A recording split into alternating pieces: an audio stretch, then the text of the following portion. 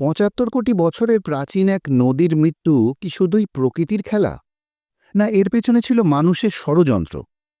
জায়গাটা কিন্তু বাইরে কোথাও নয়, একদম খোদ কলকাতায়। কথাটা শুনে বিষম খেলেন নাকি? অবাক হবার আরও বাকি আছে। এই এক নদী বদলে দিয়েছিল এক ভূখণ্ডের ইতিহাস। কিভাবে? নদীমাতৃক বাংলা তথা ভারতবর্ষ, নদীপথ ধরেই এখানে প্রাচীন জনপদগুলির জন্ম। জেনারেলি সারা পৃথিবীর ইতিহাসেও নদী সমুদ্রের ধারেই গড়ে উঠেছিল বিখ্যাত প্রাচীন সব নগর আর সভ্যতা। কিন্তু সময়ের সঙ্গে সঙ্গে সেসব অনেক কিছু যেমন হারিয়েছে, তেমনি বিলুপ্ত হয়েছে প্রচুর নদ নদীও। জানেন কি গঙ্গা নদীর জন্ম কবে হয়েছিল?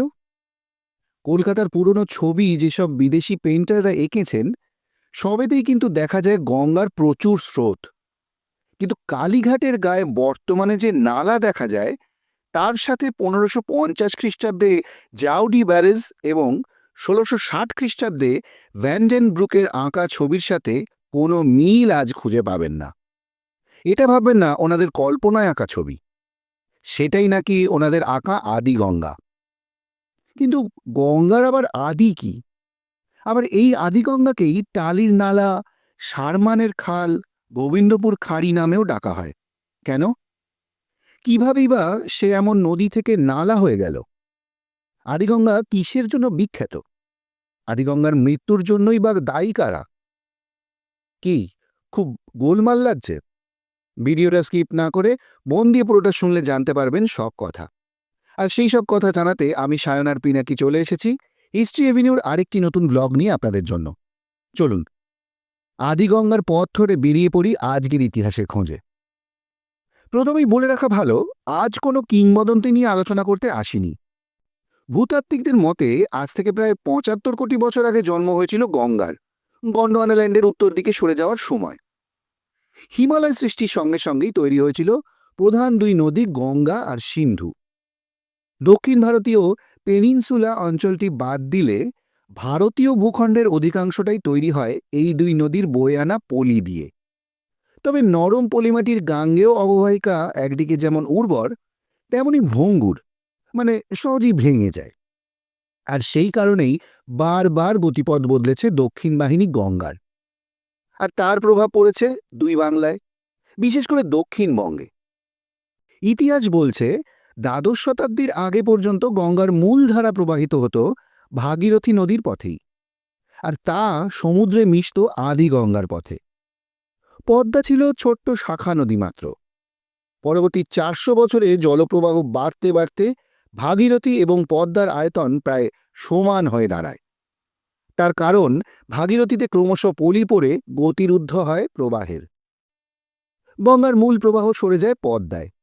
অন্যদিকে ভাগীরথী নদীর মূল জলধারা আদিগঙ্গা থেকে স্থানান্তরিত হয়ে সরে আসে বর্তমান হুগলি নদীর পথে।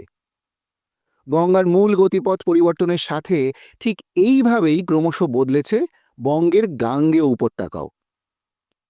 1660 সালের ভ্যান্ডেনব্রুকের মানচিত্রে দেখা যায় গঙ্গা 3টি ধারায় বিভক্ত হয়েছিল, রাজমহল থেকে কাশিম বাজার পর্যন্ত।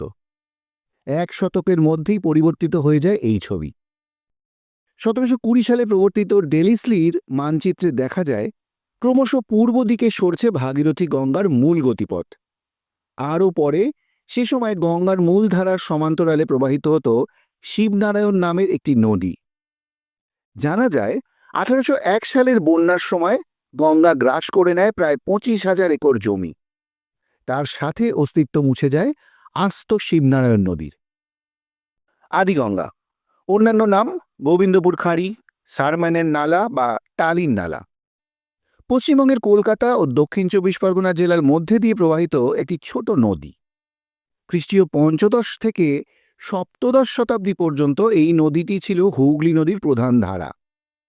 বহু প্রাচীনকালে গঙ্গা, ভাগীরথী, আরও পশ্চিম দিকে রাজমহল, সাঁওতালভূমি, ছোটনাগপুর, মানভূম, ধলভূমের তলদেশ দিয়ে সোজা দক্ষিণ বাহিনী হয়ে সমুদ্রে পড়ত এবং এই প্রবাহই ছিল অজয়, দামোদর ও রূপনারায়ণের সঙ্গম।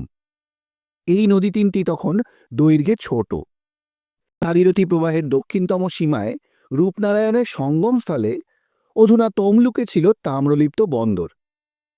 খ্রিস্টীয় সপ্তম অষ্টম শতাব্দী থেকে গঙ্গা ক্রমশ পূর্ব দিকে সরতে শুরু করলে তাম্রলিপ্ত বন্দর পরিত্যক্ত হয়। পরবর্তী সময় ফারাক্কা থেকে দক্ষিণে প্রবাহিত গঙ্গা ভাগীরথী ব্যান্ডেলের কাছে ত্রিবেণীতে 3টি শাখায় ভাগ হয়ে যেত। দক্ষিণ পশ্চিম দিকে সপ্তগ্রামের পাশ দিয়ে বজবজ, ফলতা, ডায়মন্ড হারবারে হয়ে সমুদ্রে মিশত সরস্বতী নদী। তাম্রলিপ্ত বন্দর পরিত্যক্ত হওয়ায় এই নদীর তীরে গড়ে ওঠে সপ্তগ্রাম বন্দর। দক্ষিণ পূর্ব দিকে বয়ে যেত যমুনা নদী, মাঝখান দিয়ে বইত হুগলি নদী। হুগলি নদী বেতরের কাছে বাঁকৃত, যেটি বর্তমানে গার্ডেন রিচের ঠিক উল্টো দিকে শিবপুর থেকে বেতাইতলার মধ্যেকার অঞ্চল এবং কালীঘাট, বারুইপুর, মগরা, গোচরণ, জয়নগর, দক্ষিণ বিষ্ণুপুর, ছত্রভোগ, বরাশি, খাঁড়ি, কাশীনগর ও কাকদ্বীপের উপর দিয়ে প্রবাহিত হয়ে দক্ষিণ পশ্চিম সাগর দ্বীপে প্রবেশ করে ধবলাট ও মনসা দ্বীপের মধ্যে দিয়ে সমুদ্রে গিয়ে মিশত। কাকদ্বীপের কাছে ঘিভাটি গাং আদিগঙ্গার শেষাংশ। আদিগঙ্গার তীরে ছত্রভোগ প্রাচীনকালে প্রসিদ্ধ বাণিজ্য বন্দর ছিল। খ্রিস্টীয় 4র্থ শতকে চীনা পরিব্রাজক হিউয়েনসাং এসেছিলেন এই ছত্রভোগে। 16 শতকে চৈতন্যদেব এই ছত্রভোগ থেকে নদী ও সমুদ্রপথে পুরী যাত্রা করেছিলেন। আদিগঙ্গার পশ্চিম তীরে বেতর, সেখানে দেবী চণ্ডীর পুজো দিয়ে সপ্তডিঙা ভাসিয়ে আদিগঙ্গা বেয়ে কালীঘাট এসেছিলেন চাঁদ সদাগর। ধনপতির বাণিজ্য যাত্রা আদিগঙ্গা ধরেই। আদিগঙ্গার তীরে বহু জায়গায় বহু প্রাচীন শিব মন্দির আজও দেখতে পাওয়া যায়। কথিত আছে এই মন্দিরগুলো শিবভক্ত বণিক শ্রেষ্ঠ চাঁদ সদাগরের প্রতিষ্ঠিত। এই দেখুন, সেই কিংবদন্তি মঙ্গল কাব্যের 2 চরিত্রের কথা চলেই এলো। কিন্তু আমরা অনেকেই জানি না, গবেষকদের মতে ধনপতি সদাগর বা বিশেষত চাঁদ সদাগর বা চন্দ্রধর বণিক নিছক কোনো কাল্পনিক চরিত্র নয়। তাকে ঘিরে গড়ে ওঠা মঙ্গলকাব্যের দেবীর পুজো প্রচলন ইত্যাদির মাধ্যমে তৎকালীন সামাজিক, রাজনৈতিক এবং অর্থনৈতিক প্রেক্ষাপট ফুটে উঠেছে। যাই হোক, এই নদীর তীরেই যেমন সতীপীঠ কালীঘাট, তেমনি চেতলা। চালের আমদানি রপ্তানির জন্য শয়ে শয়ে নৌকা জমা হতো সেখানে। আবার শ্রী চৈতন্যদেব নীলাচলে যাত্রাতেও রয়ে গেছে এই নদীর কথা। 1510 খ্রিস্টাব্দে শ্রী চৈতন্যদেব শান্তিপুর থেকে পুরী যাওয়ার সময় আদিগঙ্গার পাড়ে দাড়ির জাঙ্গালের পথ ধরে বিভিন্ন জায়গা হয়ে ছত্রভোগ পৌঁছন। আদিগঙ্গার তীরে এক জায়গায় তার শিষ্যদের নিয়ে অবস্থান করেছিলেন কিছুকাল। সেই জায়গায় আজ পরিচিত বৈষ্ণবঘাটা নামে। কবি কঙ্কন মুকুন্দরাম চক্রবর্তীর চণ্ডীমঙ্গল কাব্যেও আদিগঙ্গার স্রোতের কথা জানা যায়। পঞ্চদশ শতকে বিপ্রদাস পিপলাই তার মনসা বিজয় বা মনসামঙ্গল কাব্যে চাঁদ সদাগরের যাত্রাপথের বর্ণনায় চিতপুর, বেতর, কালীঘাট, চূড়াঘাট, বারুইপুর, ছত্রভোগ, বদ্রীকুণ্ড, হাতিয়াগড়, চৌমুখী, সাতমুখী ও সাগর সঙ্গমের বা সাগরদ্বীপের নাম উল্লেখ করেছেন। বিপ্রদাস পিপলাইয়ের বর্ণনার সঙ্গে ভ্যান্ডেনব্রুকের 1660 সালে আঁকা আদিগঙ্গার মানচিত্রটি হুবহু মিলে যায়।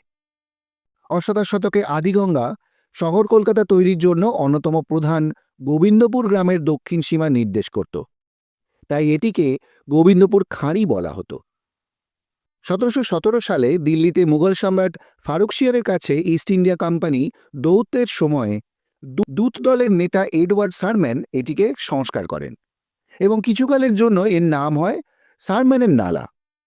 1773 সালে ইস্ট ইন্ডিয়া কোম্পানির মেজর উইলিয়াম টলি নালাটিকে আরও গভীর করে এটিকে কলকাতার ড্রেনেজ ব্যবস্থার সাথে যুক্ত করেন। এরপর এর নাম হয় টলির নালা বা টালির নালা। তবে গবেষকদের মতে টালি নালা নিয়ে একটি ভুল ধারণা আছে। টলি সাহেব বর্তমান গড়িয়া মোড় থেকে গঙ্গা জোয়ারা হয়ে গঙ্গার আরেকটি মজে যাওয়া খাত কাটিয়ে বিদ্যাধরী নদীর সাথে যুক্ত করেন বিস্তীর্ণ দক্ষিণবঙ্গের ও পূর্ববঙ্গের বাণিজ্যিক সুবিধার কারণে। সপ্তদশ শতাব্দীর আগে পর্যন্ত আদিগঙ্গা প্রবাহিত হচ্ছিল বেশ তীব্রভাবেই, কিন্তু হঠাৎই কিভাবে মজে গেল এই নদী, এ প্রশ্ন থেকেই যায়। একদিকে এই আদিগঙ্গা, অন্যদিকে প্রায় একই সময় মজে গেল বাংলার অন্য আরেকটি গুরুত্বপূর্ণ নদী সরস্বতী।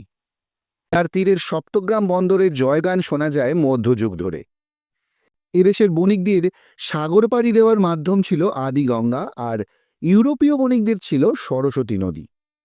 এখানে প্রশ্ন এসে যায়, একই সময় সরস্বতী নদীপথে কেন বাণিজ্যে যেতেন না দেশীয় বণিকরা? কেন তারা আদি গঙ্গার পথ ধরতেন? ঐতিহাসিক গবেষকরা অনেকগুলো যুক্তি দিয়েছেন। হুগলি নদী গঙ্গা নদী নামেই পরিচিত ছিল। গঙ্গার মূল প্রবাহ সরস্বতী নদী খাতে বইলেও গঙ্গা বলে মান্যতা পায়নি।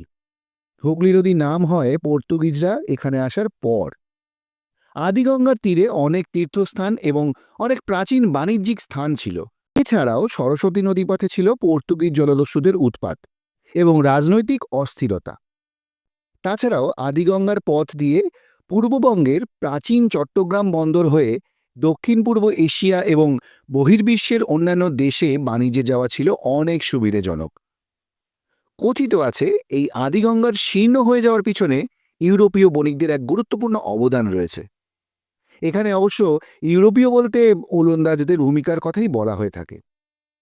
শোনা যায় ভাগীরথীর প্রবাহ পথে পণ্যবাহী জাহাজ নিয়ে যেতে খুব অসুবিধা হচ্ছিল ওলন্দাজদের। সরস্বতী আর ভাগীরথীর মাঝখানে সাঁকরাইল থেকে বেতর পর্যন্ত খালটি ছিল অত্যন্ত অগভীর। ওলন্দাজ বণিকরা 1750 খ্রিস্টাব্দে সেই খালটিকে কেটে আরও চওড়া করে দেওয়ার পরিকল্পনা করেন। বাংলার নবাব তখন আলীবর্দী খাঁ। শোনা যায় এতে তার অনুমতি ছিল। খাল চওড়া হয়ে তার নাম হল কাটাগঙ্গা। নৌ চলাচলের নতুন পথে বাণিজ্য জমে গেল দেদার। কিন্তু এই কৃত্রিম সংযোগে ভাগীরথীর জল আদিগঙ্গায় আর এসে পৌঁছল না। প্রাচীন নদীটি তো এতে মরলই, পাশাপাশি আদিগঙ্গার তীর ধরে গড়ে ওঠা জনপদ জনবসতিরও বিপুল ক্ষতি হল। তবে ঐতিহাসিক গবেষকদের তথ্য অনুযায়ী কাটাগঙ্গা খনন করা হয় 16 শতকে বা তার আগে। আবার গবেষক উইলসনের মতে কাটাগঙ্গা ছিল প্রাকৃতিক ছোট খাল, যা খিদিরপুর থেকে সাঁকরাইলে সরস্বতীর নিম্ন প্রবাহের সংযোগ রক্ষা করত, যা পঞ্চদশ বা 16 শতক বা তার আগে থেকেই ছিল। অষ্টাদশ শতকে 1739 থেকে 1756 খ্রিস্টাব্দের মধ্যে নবাব আলীবর্দী সেই খালটিকে চওড়া করান, কারণ আদিগঙ্গার পথ তার অনেক আগেই মজতে শুরু করেছে। আদিগঙ্গার মজে যাওয়ার অন্যতম প্রধান কারণ হিসেবে প্রাকৃতিক পরিবর্তন, যেমন ভূমিকম্প, বন্যা ইত্যাদির জন্য গঙ্গার গতিপথ পরিবর্তনকে গবেষকরা দায়ী করেন। 16 শতক থেকেই গঙ্গার মূল প্রবাহ দুই প্রধান পথে বইতে থাকে। একটি বর্তমান হুগলি নদী আর অন্যটি পদ্মা নদীর খাত ধরে বর্তমান বাংলাদেশের মধ্যে দিয়ে সমুদ্রে মিশেছে। এত যে প্রবাহ, এত ইতিহাস যাকে ঘিরে, মানুষেরই নিয়ত হস্তক্ষেপে আজ সে মৃত। হয়তো সেই আদিগঙ্গার প্রবাহ আজও বজায় থাকলে কলকাতা সহ পুরো দক্ষিণবঙ্গের মানচিত্র হয়তো বদলে যেত অনেকটাই। যাই হোক, আজকের ভিডিওটি আপনাদের কেমন লাগলো কমেন্ট করে অবশ্যই জানাবেন। যদি ভালো লাগে একটা লাইক করে দেবেন, আর আমাদের চ্যানেল হিস্ট্রি এভিনিউকে অবশ্যই সাবস্ক্রাইব করে পাশে থাকা বেল আইকনটি প্রেস করে দেবেন। আর হ্যাঁ, আমাদের এই ভ্লগগুলো বেশি করে শেয়ার করবেন, যাতে এরকম ধরনের ইতিহাস আমরা আপনাদের সামনে আরও বেশি করে নিয়ে আসতে পারি। দেখা হচ্ছে খুব শীঘ্রই পরবর্তী ভ্লগে নতুন কোনো জায়গায় নতুন কোনো ইতিহাসের খোঁজে। সবাই ভালো থাকবেন, সুস্থ থাকবেন। নমস্কার।